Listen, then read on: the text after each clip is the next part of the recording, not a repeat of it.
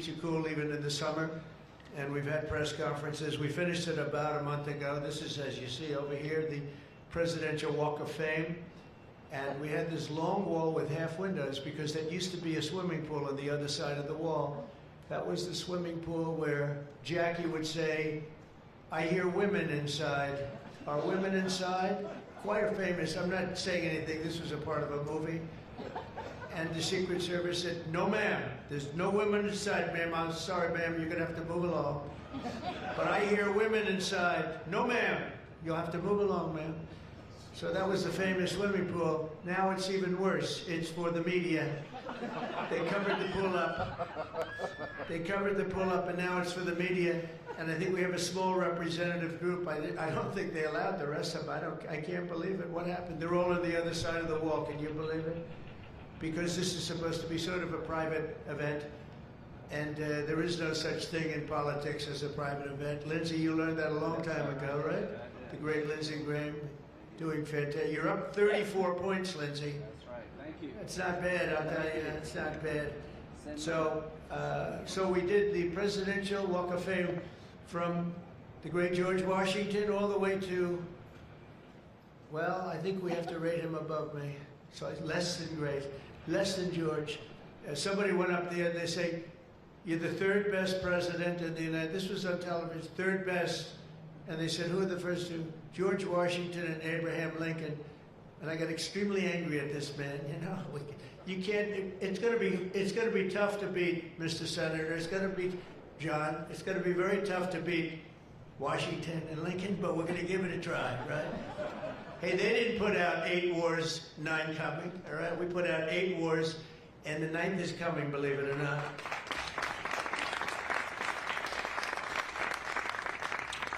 So I just want to say it's great to be with you. And when we're finished, later on, we're going to have a little quick lunch, and they do great food at the White House. And this is used sometimes for evening, where we've had some incredible people for the evening, and some of the big foreign leaders have been coming. And most excitingly, on the other side, you see the fence and the wall. We're building a world-class ballroom. You know, for 150 years, they've wanted a ballroom here. We don't have a ballroom. We have a little cocktail area, but we don't have a ballroom. The East Room, it's called, is a very small cocktail area. It holds about 88 people if it's tight.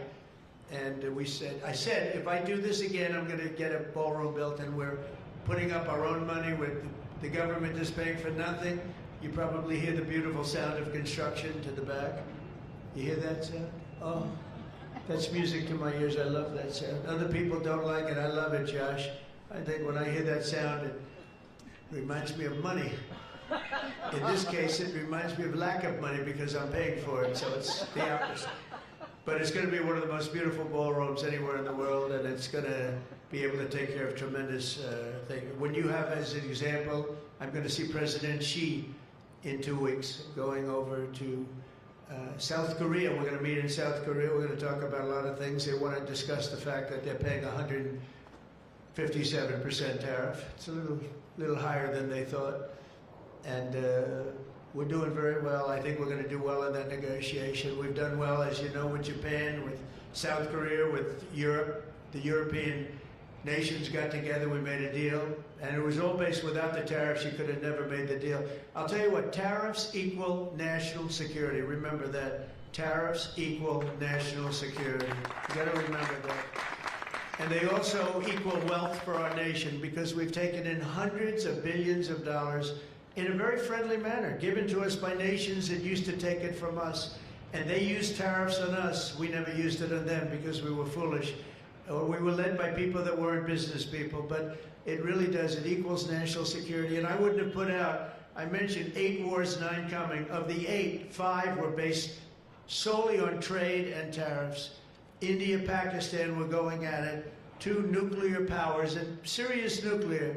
7 planes shot down. They were ready to go, and I called them up. I said, "You go to war, and we're not doing a trade deal."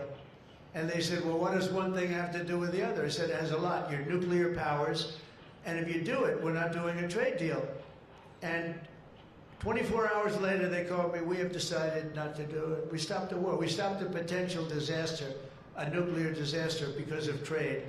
and it's been really amazing. But the tariffs have made us a wealthy country. They've given us tremendous defense. They've given us things that we can do for other countries, very positive.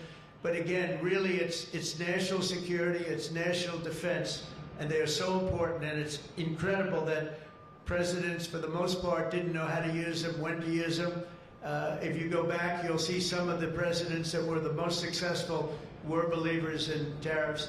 And I even see foreign countries now that we are doing very well with taking ads. Don't go with tariffs. They're taking ads. I saw an ad last night from Canada. If I was Canada, I'd take that same ad also. But they're actually on television taking ads. But I do believe that everybody's too smart for that. We have a very, very big and important case coming up. We should win the case based on the legal merit. We should also win the case based on all of the things I just said. But we're a wealthy country again. Last week, as you know, they found $31 billion. They came to see me, sir. We found $31 billion.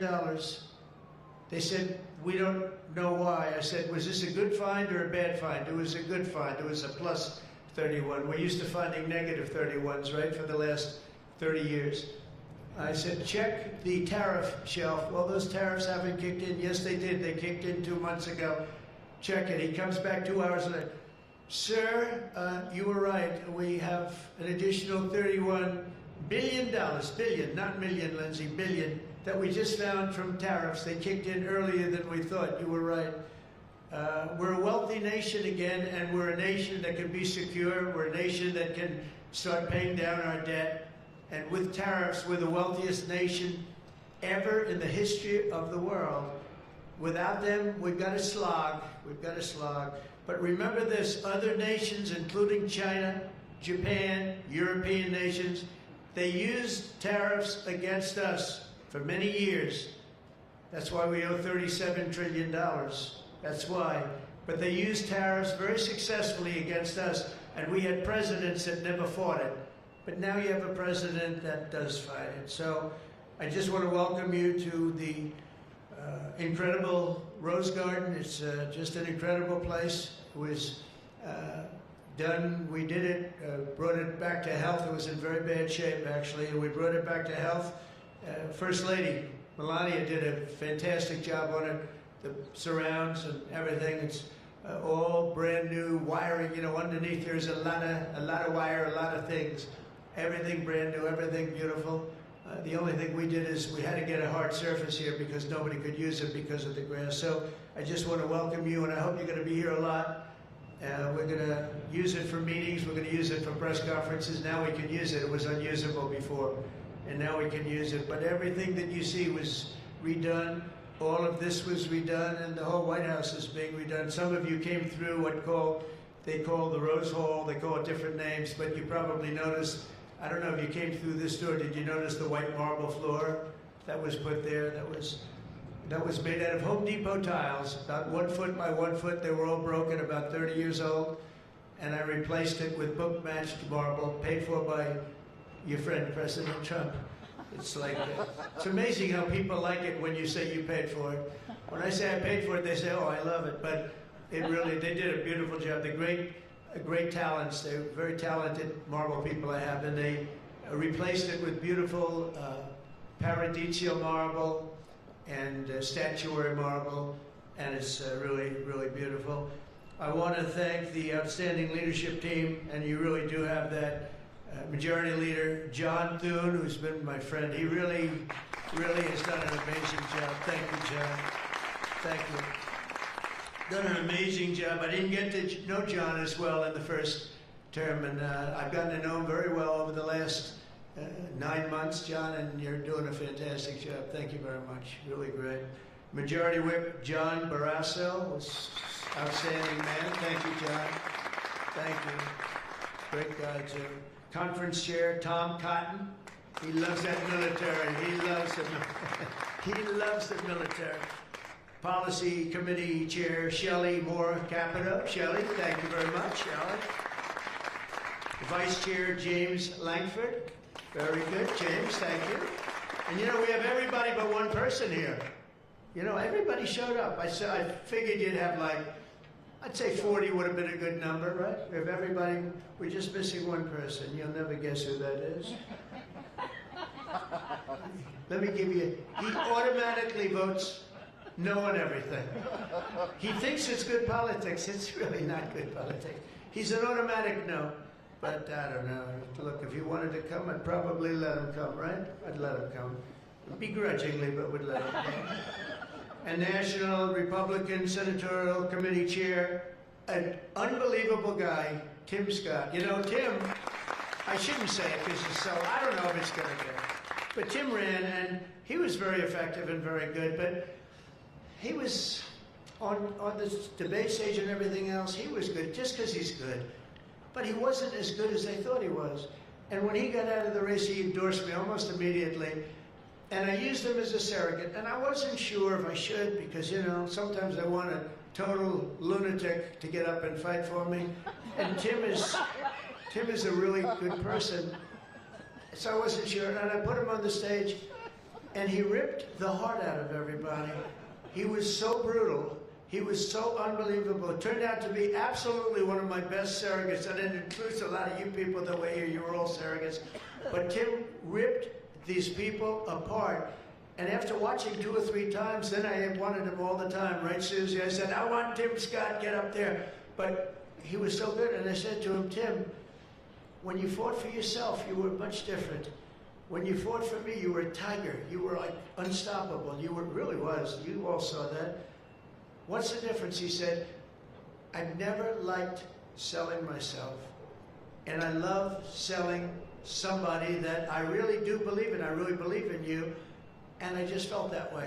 And it was so nice the way he expressed it. And I want to tell you, you are a champion. You are a winner, and congratulations. Thank you very much. I never love telling that story because I'm not sure if it's a good or a bad story, but I'm telling you, you are an amazing guy, and you fought for me so hard, and I really appreciate it. You got to be my #1 choice, Tim. So something happened. I appreciate it. And you're doing great doing what you're doing right now. I also want to thank the entire Senate Republican Conference for your tremendous work on confirmations. Boy, did we have a couple of weeks, huh? We had some, I signed like 150 of them, and I didn't use an auto pen, by the way. I signed. You know, when you're signing these important, like a general getting approved from 3-star to 4-star and all of these different things and big confirmations and, you know, big stuff, you really have an obligation to actually sign it, I think. You probably noticed right there, number 46, we put up, right? We put up a little bit of an auto pen. We have 46, we have 45, we have 47. It's very interesting. You have 46 as an auto pen. It's up there. It stays up there. People like it. It's probably going to stay up there for a long time. And I know you're looking into that. And by the way, the auto pen person said he never spoke to Biden. He worked the auto pen. You're not allowed to do that. So if you're looking at anything, just remember it. And remember, they treated us very badly. They treated us very, very badly, so I think you're allowed to just report the truth, including the confirming of my cabinet much faster than first time. I mean, we went so fast, and I give John Thune and all of you credit for that. It was amazing. All of a sudden, I was calling John, I've got to get him approved. Come on, John, because I was getting like one every 2 weeks. And you know, I had people, they left their job, and they left everything, and it looked like they were... All of a sudden, it was like an avalanche. They walked in, James and James, my double James, I call them. They walk in, and they had like so many of them. I said, you got to be kidding. Is this like, are you for real, right, James? John Thune did his job, and you got them all done, and you have all those people out there working now. And instead of being very upset with the fact that we couldn't get them approved quickly, so I really appreciate it. You used a method that I wish you could use on U.S. attorneys. You know, I have 10 U.S. attorneys who are phenomenal, phenomenal. A Harvard, a Yale, a this, a that, all top. And the problem is they're not going to ever be confirmed, I guess. I put them in. They'll be there for 3 or 4 months, whatever, and then they have to leave. Because anytime you have, as you know, anytime you have a Democrat senator, not even 2, just 1, they'll say because of the time we're in, we're not approving that person. We're not approving. They never do. they won't approve. And therefore, because of blue slip, I have to tell the person after 3 months, I'm sorry, you'll have to leave, and I put somebody else in. And I've had Democrat senators say the only one who will ever approve is a Democrat. This is not constitutional. And you really, I hope you can look at that blue slip thing, because I have 10 people that are phenomenal, and they're gonna have to leave office. Highly educated, top of their class, everything, and they're gonna have a mark on their career that they were a U.S. attorney for 3 months or 4 months, and then they had to leave. And that's so unfair. It's unfair to the public, because the public voted for me in a landslide, and I'm supposed to be picking the U.S. attorneys, and this goes for judges also. But actually more so even for the U.S. attorney with the blue slip. So I have these phenomenal people, many of them young, but truly fantastic people, and they're wondering what's going to happen in another 3, 4, 5 weeks. They're going to have to leave office. I think it's a shame, and I hope you can do something about it, because I'd like to tell those people, you know, we put you there, and you're not going to have on your resume for the rest of your life, you were there for 4 weeks or 6 weeks, and you left like you got canned. So I hope you look at that. Very important. And after your pivotal changes to the Senate rules last month, as a result, this is what you did, the unprecedented obstruction by the Democrats. We've confirmed more than 175 public servants, people that are phenomenal, to keep posts, and that's just been over the last couple of weeks. It's an unbelievable thing what you've done, John, all of you together. So working closely with me and House Majority, the Republican Senate also gave us the largest working class tax cut in American history, and you passed the Lincoln Riley Act to throw illegal alien criminals out of our country. You passed the Genius Act and the Take It Down Act with the support of our wonderful First Lady. She got, by the way, she got actual support from the other side. It was bipartisan. I think Rand didn't vote for it again. I think it was only Rand did. We get bipartisan support other than maybe Rand. But another one I'm going to ask you to vote for, and it's in the House now, and I hear it's doing well in the House, James. It's case law. A young lady named Kate Steinle, I remember it so well, probably 8 or 10 years ago now, in San Francisco. She was holding hands with her father on the San Francisco pier, looking out into the water. It's beautiful, everything was beautiful, but the person wasn't beautiful that did this. And this was an illegal alien that came into our country 5 times, was thrown out 4 or 5 times, I don't even know, but a lot, and came back and shot her through the head. And she went down and she looked at her father, Daddy, Daddy, something happened, and she immediately passed away in his arm. And I mean, you can imagine, it was so sad, such a beautiful, beautiful, beautiful person. Father was destroyed, you know, virtually destroyed. And they passed they wanted to pass what they call case law, and it's now again in Congress, and I hear we're going to get it passed in Congress, and when it gets up to the Senate, I hope you guys can pass it. And basically, very simply, it says that if you're an illegal alien and you come in and you get thrown out, if you come back and get caught, you have to spend 10 years in jail. Very simple. Very simple. If they would have had that, Kate Steinle would be alive today. That was a big event at the time. If you remember Bill O'Reilly, for those of you that like Bill, I think I like Bill, but he was the one, he devoted his life to that law, trying to get it passed. I think it's time that we pass it, so that if you get taken out of the country and you come back illegally, knowing that this law is in existence, you go to jail for a 10-year period, and it's going to keep the repeat offenders from coming in. It's going to really keep them from coming in. Senate Republicans have already voted 11 times to get our government back and open for business. We have record business. We're going to be, I think, by the time I hit month number 12, I think we're going to have $20 trillion of investment. We're over 17 right now.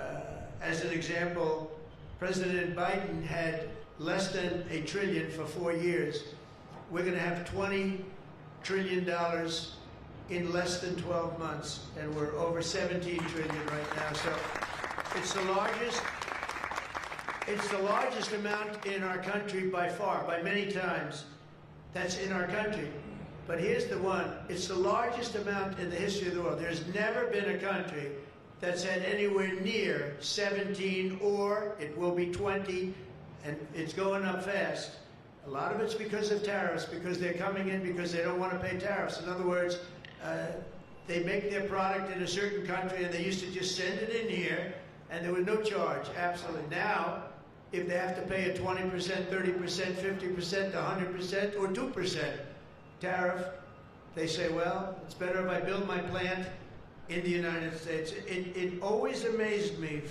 I did this first term. We had the greatest economy in the history of our country in first term. We had COVID, and we did a good job with that. That was a curse for every country in the world. It was terrible. But we had the greatest economy we ever had. But if you remember, I started the tariffs, but I held it off because it wouldn't have exactly been good at the time to tell France, you know what they were going through, you know what Spain was going through and Italy was going through. That, by the way, we're going to charge you tariffs. But I had started the process. We were going, the country was doing good. And I took in hundreds of billions of dollars from China. I put the full tariffs on China. Biden left the tariffs because he couldn't, it was too much money, but they gave so many exceptions that they were essentially meaningless. In other words, here's the tariffs, but you don't have to pay if you look at somebody the wrong way. You don't have to pay. So they didn't pay very much. But with me, they were paying hundreds of billions of dollars. And again, I have a great relationship with President Xi. I expect to be able to make a good deal with him, and I want him to make a good deal for China, but it's got to be fair. For years, they were making $500, $600, $700 billion. $700 billion, and we'd be making nothing. It was a one-sided, honestly, we built their military. We built China's military with the money that we lost for so many years getting ripped off. So now we're going to have a fair deal, and I think we're going to have a very successful meeting. Certainly there are a lot of people that are waiting for it. Maybe it won't happen. Maybe it won't happen. Things can happen where, for instance, maybe somebody will say, I don't want to meet, it's too nasty. But it's really not nasty, it's just business, and we're gonna do a good job representing you people and representing the people of our country. Unfortunately, in a craven and pointless act of partisan spite, Chuck Schumer, who I've known for a long time, and the radical left Democrats are holding the entire federal government hostage to appease the extremists in their party. And they are extreme. I mean, I've never seen anything like it. They're extreme, and you know what? We had a landslide election. We won the popular vote by a lot. We won the swing states, all 7. Remember, they said, oh, if Trump could get 3 swing states, he'd be... And, well, I didn't get 3, I got 7. We got all 7 by a lot, by record numbers. We won the Electoral College, 312 votes. They said, it's very hard for a Republican. It's harder for a Republican. Although now I think we've swapped it. I think it's now harder for a Democrat. Because if you see what we've done with the Hispanics, with the black workers and black men, and recently a poll came out with black men and women were doing so well. You know, they want security. They don't want to have their city destroyed. Women in Chicago, beautiful black women walking around with red MAGA hats because they don't want to be mugged and shot and everything else. And then you see a Democrat get up and tell you how safe it is in Chicago. You know, they've had, in a fairly short period of time, 4,000 murders. This is over a short period of time. 4,000 murders. And they had a holiday where they had 28 people killed and almost 100 shot. And then you listen to this guy, Pritzker. I've known the family for a long time. They threw him out because he was no good. And he became governor. He's got money through the family. He didn't make, he's got money through the family. But they threw him out, he became governor. I said, I wonder how he's going to do. It's a crime palace, it's a shame. And you know what we did in D.C. is unbelievable. You people, you can walk down the middle of the street, Mr. Senator, you can walk down, you can have your wife meet you at the restaurant and she's not going to be accosted, shot, beat up, raped. It's unbelievable how bad it was. It was one of the worst in the country, and now It's stone cold. I don't say the word perfect, but it's pretty damn close. And you know, they would average more than a murder a week in Washington, D.C. This is just before we got here, a murder a week. Think of that. The capital of, in my opinion, the capital of the world. They come from Iowa, they come from Indiana, they come from Florida. You call up the parents, I'm sorry, sir, your son has been shot and killed. We have no crime here now. We have no crime. And the National Guard has been unbelievable, the job. Unbelievable. And you know, it also looks better. I do a tour, I hop in that beast. I feel very safe in the beast. The windows are this thick. But I hop in the beast and I tell the Secret Service, let's drive around town. I used to do that myself. I could drive myself around. I actually like that better. But now I don't think it's a good idea. But we drive around in the streets. The place is looking much, the grass is good, the fences are down, there's no tents, there's no anything. We are looking like it's just a whole new look. And the most important thing, there's no crime. And we're going to fix the roads. We have great pavers. We're going to fix the medians in between the roads, which are half of them are falling down. We're going to take some of the tiles off the bridges, the tunnels that you have. They've been up for 40 years. They're rotted. And we'll put up brand new, gorgeous white tiles like it's supposed to be.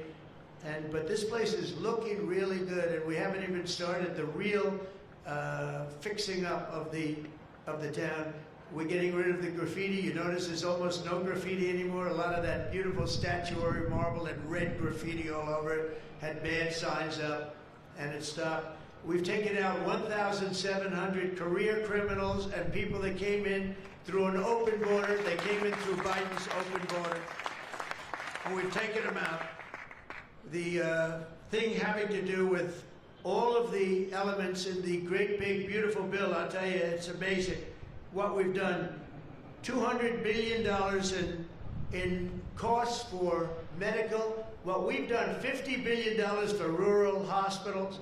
And remember, no tax on tips, no tax on Social Security, no tax on... Think of all of these things that we've done.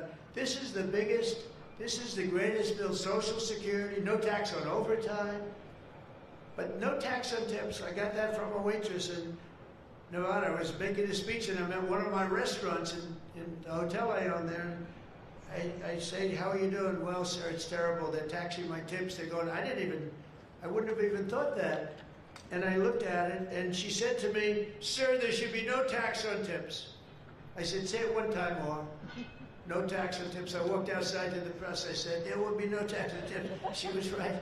And we won that state by a lot. That's not a state that we win by that much, David, but we won it by a lot. So it was pretty good.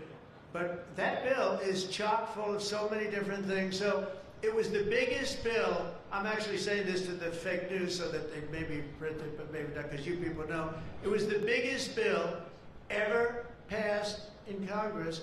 And what we did was a little risky. We put everything into the bill, John, right? And some people were against it. They said, no, you got to do small bites. And we gave it a shot, and we got it passed. I got a call from John. He said, it was 3 o'clock in the morning. Sir, we have 4 hard no's. Could you please call him? I said, what time is it, John? It's 4 o'clock in the morning, sir. So I call up. One of you is sitting right here. I said, Jim, could I say hello to you? It's 4 o'clock in the morning, right? He said, sir, you have my vote. And I said, wow. Then I called up another person. I'll use fictitious names. Doug, could I get your vote? You've got it, sir. Then I called up another one. How about Josh? Can I have your vote, Josh? Because I like Josh. And Josh, who can be very difficult, said, sir, you have my vote. His wife was screaming at him on the other side. Sir, you have my vote. But I called people, and they weren't really hard-nosed. They wanted a little attention, unfortunately, at 4 in the morning. Sometimes I like the ones that don't like the attention, but we'll take it any way we can. And we got it passed, right, John? And nobody thought that could happen, because you have a small majority. And in the House, how about in the House, we had a majority of 3. We actually went down after that for a period of about 2 months. We went down to a majority in the House of 1. And I kept saying, you know, because I tell you, Mike Johnson's great. the team, these two teams, did you ever see two people more different? One's tall, one's slightly less tall. You want to be they are very different people, but they're the same in terms of talent. They did it, the two guys, and they get along incredibly well. We all do. We get along great. But we passed a bill. We don't need to pass any more bills. We got everything in that bill. There's nothing else we have to put. We got the largest tax cuts in history. We got the extension of the Trump tax cuts. We got all of these things. And, you know, remember, they lie. They will look at I saw it the other day, they were talking about, I call it the Great Big Beautiful Bill, but that's what it is, the Great Big Beautiful, the biggest bill ever passed. And what they say, they make up stories. And I saw they were interviewing a senator, and they said, well, what's wrong with their bill? He didn't know what to say, because there's nothing he could say. It covers everything.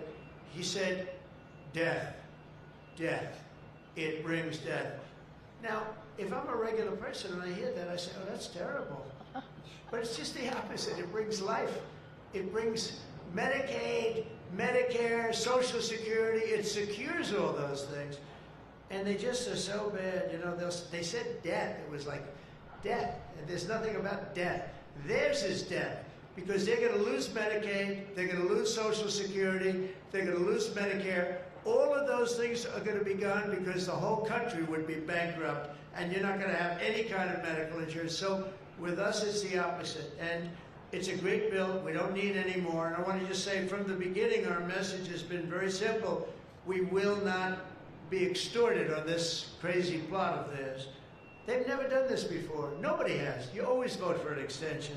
Chuck Schumer and the Senate Democrats need to vote for the clean, bipartisan CR and reopen our government. It's got to be reopened right now. We're not doing that. They are the obstructionists. And the reason they're doing it is because we're doing so well. We're doing well all over the world. We're doing well with the close to $20 trillion that I just told you about. It will be that number, but even if you take it down to over 17, that's a guarantee. We're doing well with everything. Car plants are pouring back into our country. AI plants, we're leading, we're dominating China right now in AI. And I did something that I think you'd like, because we have an old grid, it's a tired grid. It doesn't have the juice that you need to fire up these plants. You know, these plants will need more than double the energy we have right now for the whole country. That's how big it is. And we can't do that. There's no way we can do that. China's building right now 52 power stations. But I did something better. I'm letting everybody build their own power plant, so they'll become like an electric utility in addition to AI. But if they want to build their own plant, and we get their approvals within less than a month, it used to take 5 years prior to rejection. Sometimes a guy in Louisiana, they had one that took 12 years, and then they got rejected. I got it approved in 2 weeks when I got into office. That was the first term. And the plant is up now, and it's been a great thing for the state. I did it twice, actually. I got 2 of them that were dead after 12 years, and I got them approved, both of them, in less than a week. And that's what we're doing. Lee Zeldin, by the way, is doing a phenomenal job, Environmental Commission, I have to tell you. He knows that we have to get them fast, and we're getting them fast. So we're leading China in the AI race by a lot. Under Biden, Democrats voted 13 times for continuing resolutions to keep the government open. And all we want is simply to ask them to do it once again. They always voted for it. They never voted against it. Nobody votes against it. But they do that, and they do. It's partially my fault. I mean, I'm watching you, and I'm looking at all these great faces that I've seen. Really great people. I think with few exceptions, a couple of you I don't like that much, but with few exceptions, great people. And you look at what they do, and you look at the game they play, and it's a horrible game. And, you know, we have the hottest country ever. This is the hottest country anywhere in the world. And I say this, I'm sure you've heard me say it, but I was over in the Middle East, and the King of Saudi Arabia and others also said essentially the same thing. They said, you know, President, a year and a half ago, your country was dead. We never thought we'd see this. And right now, you have the hottest country anywhere in the world. We do. We have the hottest country anywhere in the world, which tells you about leadership, and that includes your leadership. So as you know, my door is always open to anyone. It's not like that AOC, how about her, where she said, she's talking about having rebellions and everything. She said, well, my door is always open. But she's not the leader. I'm sure the leaders felt very nicely about when she said her door is open. Who the hell wants to go into her door anyway? She doesn't know what the hell she's talking about. She's the one that started. You know, I remember, I'll never forget, she never took a course on the environment. And I watched her one day, and she was on television. She said, yes, our planet will be dead within 12 years. That was a long time ago. Our planet was supposed to be dead. Remember the 12-year theory? We were environmentally dead. Now, these people, they've got an agenda that nobody quite understands. The good news is they don't understand it either. They really have no idea. But the people do. The people understand. We're giving you the biggest tax cuts in history. All of these things, it all adds up that we should do fantastically well in the midterm. The only thing wrong with the midterms is that statistically, when you look, a president gets elected, and for some reason, and nobody, even the great John Thune, cannot explain to me, for some reason, even if he's a reasonably good president, and we've had success like nobody, but for some reason, you lose the midterms. I don't know why. I mean, the odds are tremendously against, like 92% or something. It doesn't make sense. If you have a great presidency, it only makes sense that you win the midterm. So there should be no reason for it. Somebody's going to explain there might be some dark, deep psychological reason where they want to vote the opposite way. I don't know what it is, but we have to win the midterms. Otherwise, all of the things that we've done, so many of them are going to be taken away by the radical left lunatics. I mean, we're going to end up with a communist mayor in New York. Can you believe it? A communist. Remember, I would always say, we will not have a socialist elected in our country. Remember, I'd say that all the time. And I was right.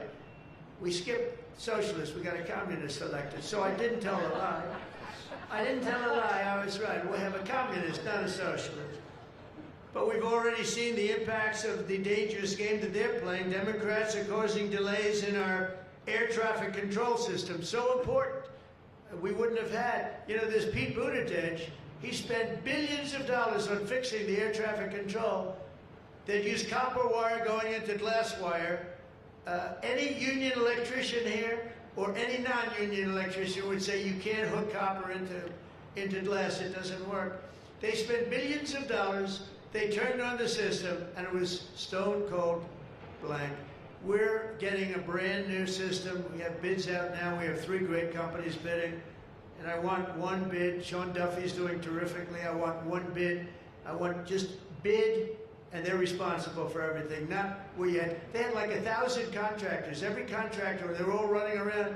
In the end, if one of them does a bad job, we want to be able to blame somebody, and it's going to be one of the very big companies because there's a lot of interest in it. So the air traffic control system is going to be rebuilt. Over 1 million federal workers right now, as you know, are going unpaid. That's the Democrats' fault. And children, tourists, unable to visit the museums in Washington, D.C., that we now have beautiful, safe streets, but we don't have the museums open. We should probably just open them. But we are doing things that nobody's ever done, nobody's ever seen. So all of this and the pain that the Democrats have caused during this reckless and completely unnecessary affair, and you can call it the Schumer shutdown or the Democrat shutdown, you can call it whatever you want. And I will say this, that we have Darth Vader. You know Darth Vader, right? Darth Vader is a man who, I think he's sitting right. Is that Darth? Stand up, please, Darth Vader. Stand up. Does everybody know? They call him Darth Vader. I call him a fine man. But he's cutting Democrat priorities, and they're never going to get him back. And they've caused us, and they've really allowed us to do it. And by the way, thank you. You're doing a great job, I have to tell you. So, really a great job. Because many of the things that they're cutting, like the New York project, $20 billion we're cutting it, they're not going to get it back. I mean, they're not going to get a lot of things back. They may not get it back. Maybe we'll talk to them about it. But they're losing all the things that they wanted. But many of the things that they wanted are things that we don't want. The things that are just so bad for our country. And we're cutting those things out. So while they thought they were doing maybe bad, maybe indirectly they're doing good. the cynical comment that they made all over the place, and all of their cynical remarks proves beyond all doubt that Schumer is a calculating political partisan, but we knew that. But he's somebody that's in deep trouble. He's losing in all of the polls. He's even losing to AOC +3. Remember +3? What happened to the +3? Are they still around? I had one, when I was at the United Nations, I met the president of Somalia. And I said, I have somebody I'd like to give back to you. He said, no thanks, we don't want her. He didn't want anything to do with her. But today I'm calling on every Senate Democrat to stop the madness, to let our country get back in the greatest moment in the history of our country in terms of wealth, in terms of job creation, and in terms of investment coming in. These guys go on strike. It's really a shame. So I'm asking them to be smart. It's not working. They're getting killed in the polls. The public understands what they're doing. They're doing the wrong thing. And with that, I just want to say welcome to the White House. When we're finished, they do a great job. When they're finished, we're going to all come in. It'll be a little crowded, but that's okay. To the Oval Office, we'll talk a little bit, a couple of minutes. Got some interesting things. And I think I'd like to have, if I could, John, come up and say a few words, and we can close it out. And by the way, this is an open mic. It's open to the world. I think they can hear me out on the street. If anybody wants to come up and say after John, say it. We're all friends, and you can speak your heart out. But we've got to get our government open, and the Democrats are trying to keep it closed. Thank you. John, please. Well, Mr. President, thank you for having us. This is the 4th week of the Democrat shutdown, but we are all here today because your Republican team in the Senate is unified. This is now the longest full shutdown in history, but everybody here has voted now 11 different times to open up the government, and we are going to keep voting to open up the government, and eventually the Democrats, hopefully sooner or later, are going to come around. But Mr. President, your agenda is the right one for this country. This is your team. We are your partners in achieving and implementing the agenda that you campaigned on and the American people voted for. And you just mentioned it has been a series of promises made and promises kept, whether it's national security, whether it's the border, whether it's the economy, taxes, regulations, energy, Trump newborn accounts, school choice. You look at what we've accomplished so far. It is a remarkable, remarkable team and a record of accomplishment that can't be matched. And I would argue, at least in my time here, but perhaps in all of history. So thank you for your leadership, and we will continue to be good partners and work with you to get the work done for the American people. And let's hope that the Democrats get wise, and starting perhaps even today, vote to reopen the government so we can get back to work for the American people. Mr. President, thank you for having us at your home. You have beautiful homes, and thank you for everything you're doing to make this such a beautiful place. This is America's house. We're delighted to be here. Thank you.